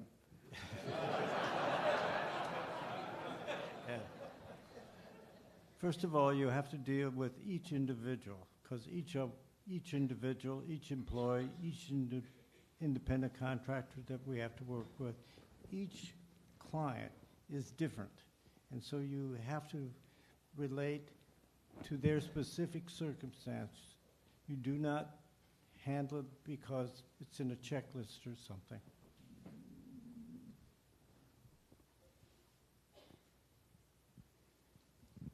Hello, Charlie. Hello, Peter. I'm here on your left. My name is Darren Ho. I'm from Irvine, California. This question is for both of you. Charlie once said, any year that you don't destroy one of your best loved ideas is probably a wasted year. And I'd like to ask if both of you destroy any of your beloved idea in 2018, and if so, what are they? Thank you. Karen, have you destroyed any idea in 2018? Say again, I wasn't listening. Yes, if you have destroyed any good ideas in 2018. Destroyed any? Yes. Eliminated, probably. Probably unbeknownst to me. How about you? Now, we always think into the future. We're not worried about the past. Just that simple. The day ends, we're on to something different. And it's a different challenge every day. And the good part about my job, it changes every day. So I face something different. I'm like a newspaper editor. I start with a blank page every day. Well, how do I go to the next situation? How do I solve a particular problem? That's my day. That's what I do. Mr. Munger, thank you for taking the time to answer our questions. In October 2008, a month after Lehman filed bankruptcy and in the depths of the abyss, Mr. Buffett famously wrote an editorial saying that he was buying stocks and he was bullish on America. You're famous for bottom-ticking Wells Fargo in March of 2009. What made you decide to buy Wells Fargo in March of 2009 instead of October of 2008? Well, I had the money in the later period. And the stock was cheaper. Those are two very important parts of the purchase.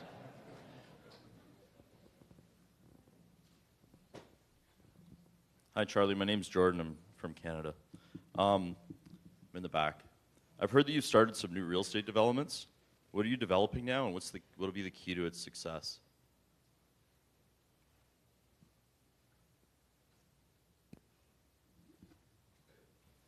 I didn't catch that either. Can you hear me? Oh, real estate. That you've started some new real estate developments? No, I bought some apartment houses. Bought apartment houses? For my grandchildren. I heard about Seemed like building. a good idea at the time. What's the key to their success then? The apartment house is doing well. By the way, that phrase, it seemed like a good idea at the time, came to me from a man I knew many years ago. In 5 minutes between trains, he managed to conceive an illegitimate child by somebody he met in the bar car. And my father was asked by the young man's father, he had a nice wife and 3 children, what on hell were you thinking about? And you know what the young man said? It seemed like a good idea at the time.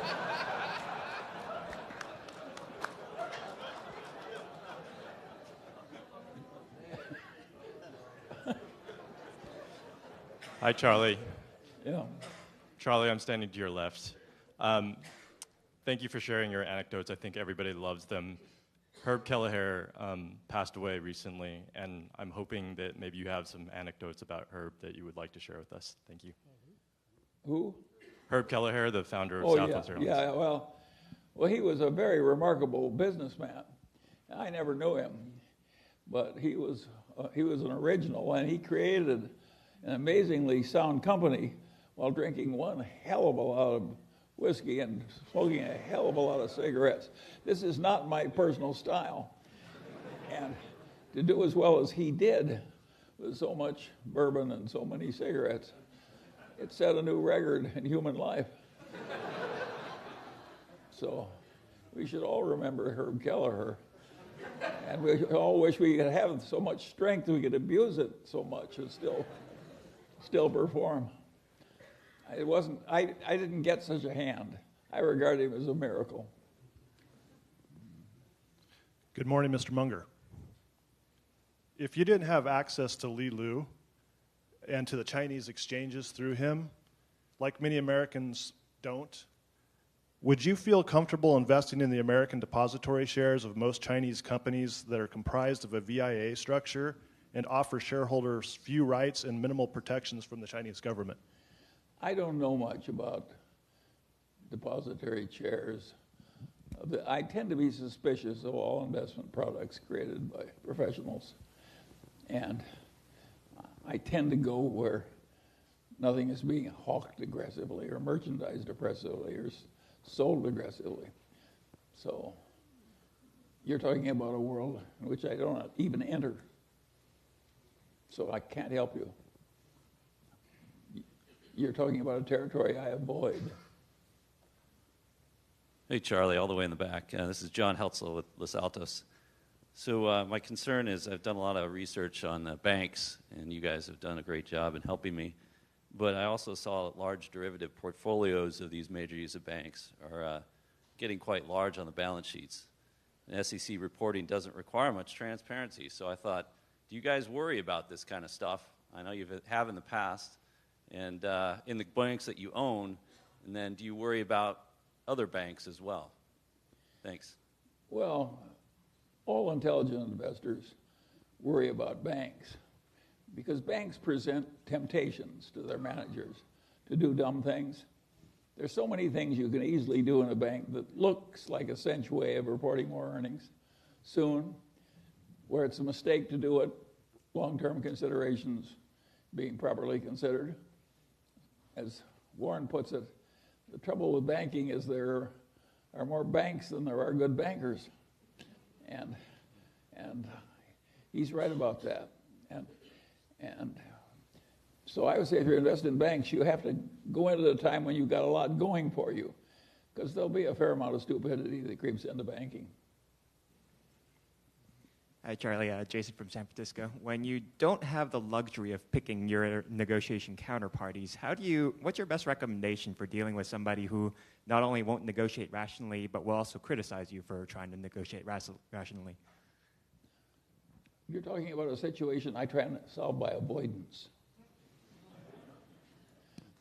If I could solve that problem, I'd have a line around the block.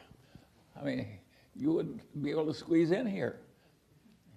Everybody who has an insoluble problem with a difficult person, think of what we'd all do to solve that one. I'm afraid I don't have a solution to that one. Avoidance is my principal method. Hello. Hello, Mr. Munger. I'm on your left. I'm Zoe Chen from Taiwan. Thank you for sharing everything so generously, and you do sound very Confucians. And happy Valentine's Day.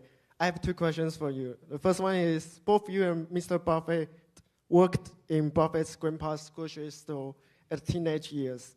And do you think early real world and early working experience gave you a strong advantage over other people in this investing profession? Could you elaborate on it? Absolutely. And the Just second as I was able to learn from my dead great-grandfather, when I was a little boy, what I learned at a very young age, when I was just a kid, I could see some of the adults around me were nuts, and yet they were very talented. I could see how much irrationality there was in very talented people. And so I got interested in seeking out the patterns and understanding why it happened and learning tricks to cope and so on. And I did that when I was a little kid. And of course it helped me. Who is not helped by an early start in a promising activity? And what activity could be more promising than diagnosing stupidity? Hey, Charlie, on your left. Yeah. What level of discount would you be applying to potential investments today? Thank you. Well, generally speaking, I think the professional investors, they have to accept less than they were used to getting under different conditions. Just as an old man expects less out of his sex life than he had when he was 20. Yeah. Hello, Mr. Munger. I want to come back to the William Thorndike books, and I now have the list of the 8 companies. It is General Dynamics, Berkshire Hathaway, the Washington Post, DCI, Capital Cities, Teledyne, General Cinema, and Ralston Purina. I know that Berkshire Hathaway have the long-term investment in Washington Post and Capital Cities, and have been invested in companies of John Malone, but why Berkshire did not have long-term investment in General Dynamics, Teledyne, General Cinema, or Ralston Purina? We did have a huge investment in General Dynamics for a long time, and we made an enormous amount of money with it. After the defense business contracted, nobody else was willing to sell anything except General Dynamics, which kept selling at higher and higher prices. And Warren noticed that. We had a huge position in General Dynamics and made a fortune. We always admired the founder of Teledyne, who was a genius, Henry Singleton. But we admired him from afar. We never invested.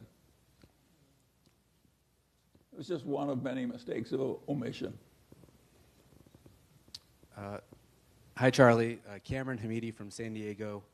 I was happy to see you at this meeting, turn 90, now you're 95, and I hope If you think you're happy, think about it the way I feel.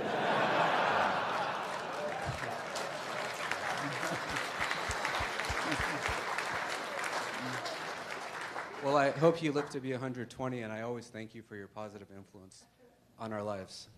My question is related to stress and sleep and longevity. In business, there are what I call criminal competitors. You're honest and ethical, but the competitor across the street is beating you by cheating and running a massive insurance fraud. Business and life can cause a lot of stress like it did for Whitney Tilson, but you've always seemed to stay cool like Monish Pobrai. What mental tools do you use to defocus and keep your equanimity for 95 years? How do you detach? And even during the Solomon Brothers scandal, were you always able to get 8 hours of sleep at night? Well, that is not true. As a matter of fact, I had more difficulty sleeping when I was young, but I do have a tip for that I've learned late in life. I never consciously blanked out my mind when I tried to go to sleep, so I allowed my mind to wrestle through my problems and keep me awake very, very late while I lay in bed wrestling with problems. And then if I didn't sleep well one night, I figured, what the hell, I'll sleep the next night. But that was pretty stupid. Now I actually deliberately blank out my mind and I can go to sleep rather easily, and I recommend it to all of you. It really works. I don't know why the hell I didn't get to it before 93.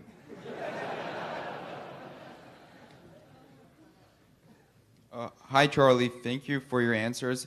You gave Robert Cialdini one share of Berkshire for writing Influence and a $20,000 check to Atul Gawande for writing a New Yorker article on healthcare. I apologize for any mispronouncements. Are there any other writers you gave something to for their writing or ideas? I've forgotten, but there aren't many. Atul Gawande is a very remarkable person, and so is Cialdini. And so I do that kind of weird stuff occasionally, but I don't do it all the time. I'm proud of those two, by the way. Hi, Charlie. Ian Spockwith from Virginia. If someone can invent a time machine and you can go back and have dinner with your version self of 41-year-old, what piece of advice would you advise your former self now that you are, 74, 75, with all the knowledge that you have now? Thank you. Well, I'd avoid that one mistake of omission that cost me half of the net worth I would now have if I'd been smarter. I mean, we can all go back and make some decision better. But it's the nature of the thing, you're going to blow one occasionally. My general idea is there's no point in fretting too much about what you can't fix. And it's a big mistake to fill yourself with resentments and hatreds and so on. And it's such a simple idea, but so many people ruin their lives unnecessarily. It's like, envy is such a stupid thing to have, because you can't possibly have any fun with that particular sin. Who in the hell ever had any fun in envy? What good could envy possibly do for you? And somebody's always going to be doing better than you are. It's really stupid. And so my system in life is to figure out what's really stupid and avoid it. It doesn't make me popular, but it prevents a lot of trouble. Hi, Charlie. Alan Wong from San Francisco. I was just wondering if you could comment on the Berkshire portfolio. I mean, we're here on Valentine's Day, listening to a 95-year-old, we're thinking about healthcare. And why is there so little healthcare in the Berkshire portfolio? And, I mean, isn't there something that, can you comment on that? I think we don't understand it well enough, and we don't like a lot that we do understand. Those are two pretty good reasons for not investing.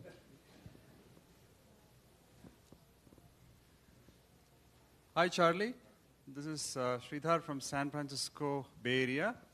There are a lot of companies in my region which I read. They kind of produce a winner-take-it-all style of outcome. Do you have any thoughts on such kind of business models? Have you seen it in the 50s and 60s, and Any thoughts? Well, I didn't quite get that. Are you investing in India or where? No. These are companies which produce a winner-take-it-all type of outcome. Yes. Do you have thoughts on what... What's ideal if you can find one in advance and predict it accurately? It's perfect. Winner take all. It's obviously perfect. What do you think are the limitations? It's very of difficult such to models? do because everybody's looking for the same thing.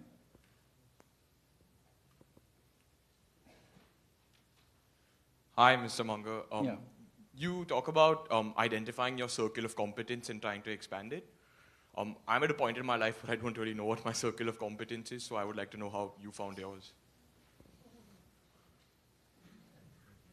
I didn't catch that either. So you talk about your circle of competence, and you should stick to it and try to expand it. Oh, yeah, well, it's a hugely important thing, knowing the edge of your... It's hardly a competence if you don't know the edge of it. You know, if you have a misapprehension regarding your own competency, that means you lack competency. You're going to make terrible mistakes. So hardly anything is... I think you got to constantly measure what you achieve against what other people have achievement, and you have to keep being determinedly rational and avoiding a lot of self-delusion. But after a lifetime of observing it, I think the tendency to be pretty rational about one's own competency is largely genetic. I think people like Warren and I were just born this way. Now, it took a lot of education, but I think we were born with the right temperament to do what we did. And I have no way of taking you back and rebirthing you. Hi, Charlie. Yeah. In spite of being partners for so long, why is Warren so much richer than you? Well, he got an earlier start. He was probably a little smarter. He worked harder. There are not a lot of reasons.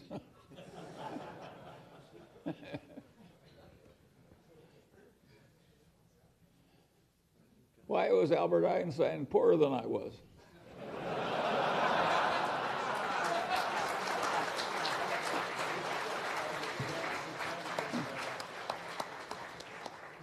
Let's say good night, Charlie. We are coming to the end of our allotted time. I'll take one more question and then we'll quit.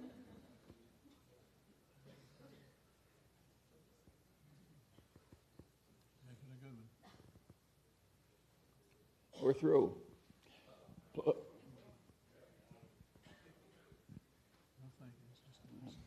Hello, Mr. Munger. I'm Richard Lewis from Culver City. You've been very positive on the investment prospects of China, and you've said that most of Americans are missing out on China. What do you think we're missing, and what should we be aware of when we invest in China? Thank you. Well, what you're missing is that there's more opportunities there than there is here. And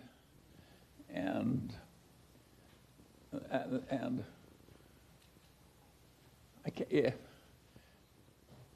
I don't see how I could guide you any more firmly than that. Are you finding things so easy here you don't need China? Well, with that, we're through.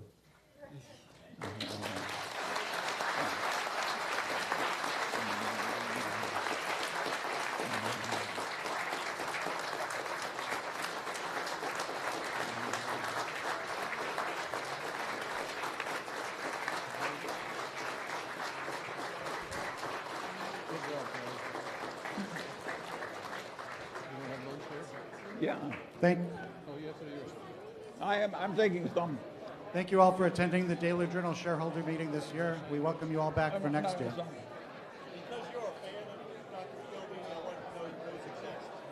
Thank you. Thank you.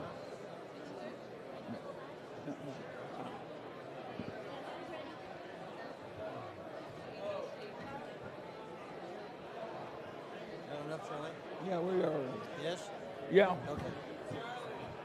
I have to leave you. Yes, you can have all you want.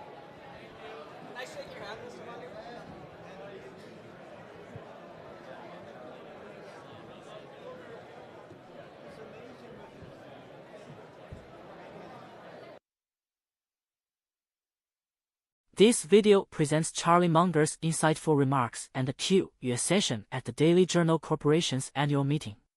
After formal introductions and business, Munger discusses Daily Journal's dual business, a declining legal newspaper and a challenging but promising government software automation unit. He highlights the difficulties in this sector, such as bureaucracy and intense competition, while expressing optimism for its future, especially in markets like Australia. A core theme is Munger's investment philosophy, critiquing conventional active management in favor of concentrated value investing. He emphasizes learning from his grandfather to seize a few exceptional opportunities instead of diversifying broadly, illustrating this with a story of simple, long-term stock holding. Munger also touches on ethical business practices, the power of uncommon sense, and the significant opportunities he sees in less competitive markets like China, exemplified by Li Lu's success. The extensive Q&A covers diverse topics, from specific investment strategies, e.g., Apple, BYD, banks, and macroeconomic concerns, U.S. national debt, to personal philosophies like Stoicism, avoiding resentments, and living simply. Munger offers life advice, reflects on past mistakes, and shares anecdotes, consistently advocating for personal discipline, morality, and a selective approach to investments, often deferring complex issues to his too-hard pile. He concludes by reiterating the substantial investment potential in China and the enduring value of fundamental virtues.